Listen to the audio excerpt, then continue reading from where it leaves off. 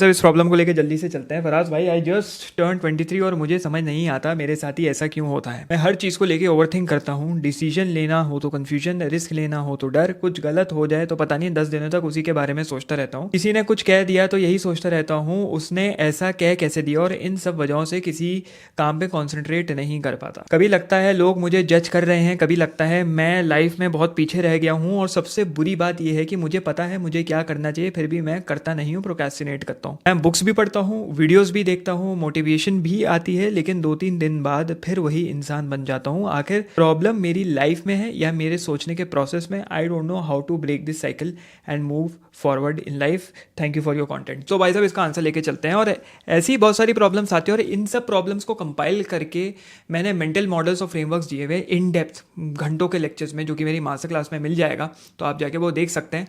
But if you want a more summarise and compact answer, तो भाई ये video देखते रहो if you want a quick answer to this problem. तो सबसे पहली चीज़ पता है तू क्या कर, ये पूछना छोड़ दे व्हाई मी।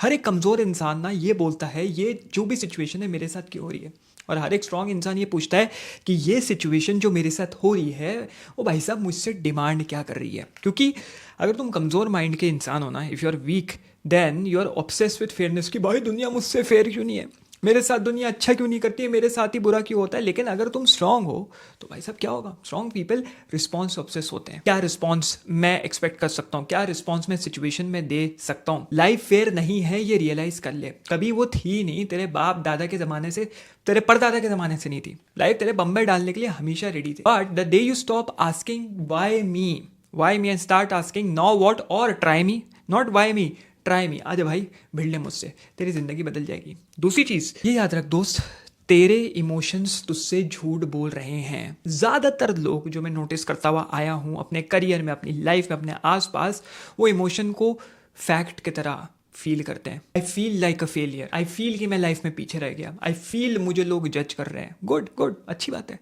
बट उसका एविडेंस क्या है तेरे पास? कोई एविडेंस जो तू फीलिंग बता रहा है उसका कोई सॉलिड क्वांटिटेटिव एविडेंस है?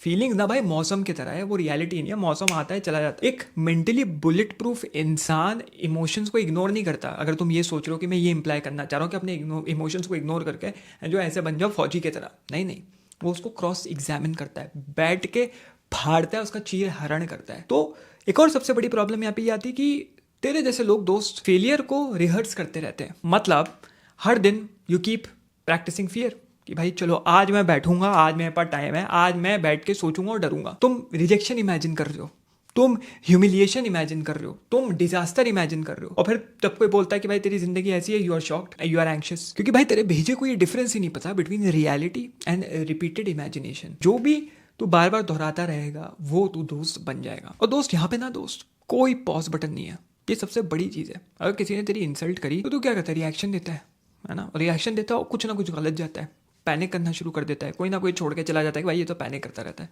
You collapse. क्यों? क्योंकि भाई तुमको पता ही नहीं है कि स्टिमुलस और रिस्पॉन्स के बीच की दूरी को कैसे कंप्लीट करना है। एक गैप है, और वो गैप में मेंटल स्ट्रेंथ आती है, और ज़्यादातर लोगों में वो गैप नहीं होता है। और जो गैप नहीं होता ना कि भाई तुम्हारे साथ कुछ कांड हुआ और तुमने फट रिएक्शन दे दिया, वहाँ तुम्हारी फटनी शुरू हो जाएगी। वो जो गैप है ना, वहाँ बैठ के एनालाइज करना पड़ता है। वो जो गैप है ना, वहाँ वो गैप डिसाइड करता है कि if you are an emotional puppet, या सही में बैठ के इंट्रोस्पेक्ट करते हो चीज़ को। तो भाई साहब स्टॉप कलेक्टिंग इन्फॉर्मेशन। तेरे को दोस्त अब मैं ये नहीं बोलूँगा जाके कोई और पॉडकास्ट देख, कोई और किताब पढ़, या फिर कोई और प्रोडक्टिविटी वीडियो देख। एक डम घपौच इंसान होता है जो पूरे दिन बैठ के इन्फॉर्मेशन कलेक्ट करता है। हम तो इन्फॉर्मेशन लेंगे और उगल लेंगे कहीं पे। एक थिंकर और एक प्रॉब्लम सॉल्वर जो होता है ना, वो पैटर्न कलेक्ट करता है। पूछ अपने आप से, कभी पूछे कि ऐसी क्या गलतियां हैं जो मैं रिपीट करता रहता हूँ। बाहर वाले में मत दोष दे कि इसने ऐसे कर दिया, उसने वैसे कर दिया। नहीं भाई, तेरे साथ ऐसी क्या गलतियां जो तू रिपीट करता है? किस तरीके के लोग, अगर let's say you are saying कि मुझे हर्ट किया जा रहा है, किस तरीके के लोग हैं हु आर हर्टिंग यू? ऐसी कौन सी सिचुएशंस हैं जो तेरे को डिस्ट्रॉय कर रही है? पैटर्न ढूंढ। लिखना है लिख, डायरी एंट्री बनानी है बना, फाइंड द पैटर्न।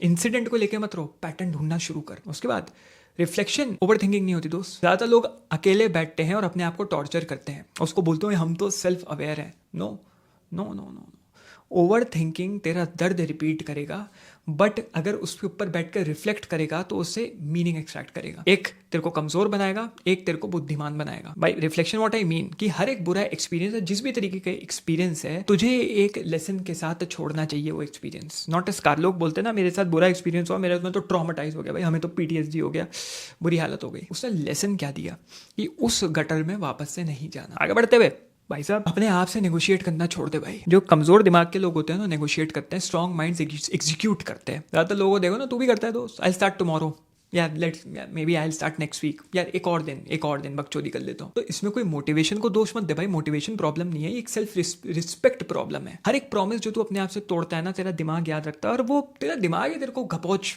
टैग कर देता है, यार ये करने ही नहीं वाला, तो रिपीट करते रहो, और इसी में तुम्हारी लाइफ में सफरिंग आएगी। और उस सफरिंग को यूजफुल बनाओ भाई। लोग सफरिंग से भागते हैं, सफरिंग को यूजफुल बनाओ। दर्द आएगा दोस्त, रिजेक्शन आएगा, रिजेक्ट होगा तू, फेलियर आएगा, एम्बैरेसमेंट आएगा। समझ ले मैं तेरा ज्योतिष हूँ, मैंने प्रेडिक्शन दे दिया, तेरे टैरो कार्ड पढ़ के, तेरी एस्ट्रोलॉजी पढ़ के, ले भाई ले, एस्ट्रोलॉजी मानता है ना तू, एस्ट्रोडॉक का ऐप डाउनलोड करके बैठा हुआ है, ले भाई मैंने बताया ये सब आएगा तेरी लाइफ में। और बता किसके पास जाएगा पूछने। You don't get to choose that, you don't have an option, this will come. तू चूज कर सकता है will this pain make you bitter और बेटर। क्या मैं इस दर्द की वजह से कड़वा बन के बैठ जाऊंगा या सबकी फाड़ दूंगा। जो मेंटली बुलेट प्रूफ लोग होते हैं ना, वो सफरिंग अवॉइड नहीं करते कि भाई हम तो दूर भाग रहे हैं जहाँ सफरिंग है, उससे वैल्यू एक्सट्रैक्ट करने की कोशिश करते हैं। अच्छा ठीक है, सफरिंग आई मेरी लाइफ में, मेरी गर्लफ्रेंड ने छोड़ दिया, मेरा बाप मेरे को डांटता है, मुझे बुली किया जाता है, मेरी नौकरी नहीं लग रही, मेरे मार्क्स कम आ रहे हैं, मैं पैसा नहीं बना पा रहा हूँ, मेरे घर वाले मुझे लाइक नहीं करते, मेरा ये है, मेरा वो है, जो भी है, क्या वैल्यू उससे मैं निकाल सकता हूँ, क्या सीखने को मिल सकता है कि आगे ऐसा ना हो। एक आइडेंटिटी बिल्ड कर। ज्यादातर लोग are relying on feelings, but bullet proof लोग आइडेंटिटी बनाते हैं। ये मत कहे आई वॉन्ट टू वर्कआउट, ये कह मैं एक ऐसा इंसान हूं जो हर दिन ट्रेन करेगा। ये मत कह मेरे को डिसिप्लिन की जरूरत है, ये कह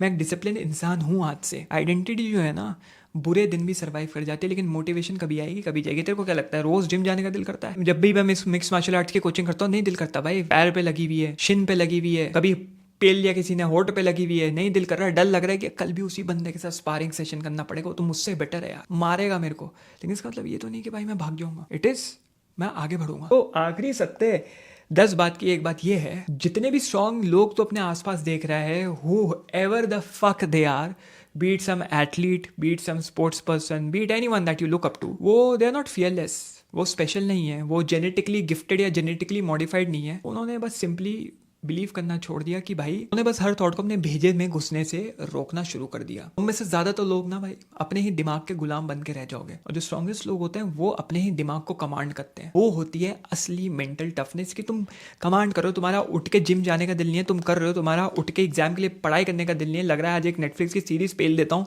नहीं भाई पढ़ना पड़ेगा, सीरीज कहीं नहीं जा रही, बकचोदी दोस्त कहीं नहीं जा रहे, लेकिन जो भी मौका है वो चला जाएगा। तो मेंटल टफनेस ये होती है। मेंटल टफनेस मतलब ये नहीं फियर चला गया, पेन चला गया, बट एक ऐसी एबिलिटी की पेन और फियर रहने के बावजूद तू काम कर पा रहा है। अब ये सब जो मैंने बताया, these are not the only things men suffer from. जब वीक माइंड की बात आती है, बहुत मर्द जो ये देख रहे हैं वो एक बहुत बड़ी मेंटली ट्रेनिंग इशू से थ्रू जूझ रहे हैं, गुजर रहे हैं, जिसको बोलते हैं लस्ट। अगर तेरे को दोस्त लस्ट से एक बार में पीछा छुड़वाना है तो ये नेक्स्ट वीडियो जाके देख, where I exactly tell you how to kill your lust 100%। तो वो जाके देख, मास्टर क्लास नहीं उठाई तो भाई अभी जा, फाड़ दे जा।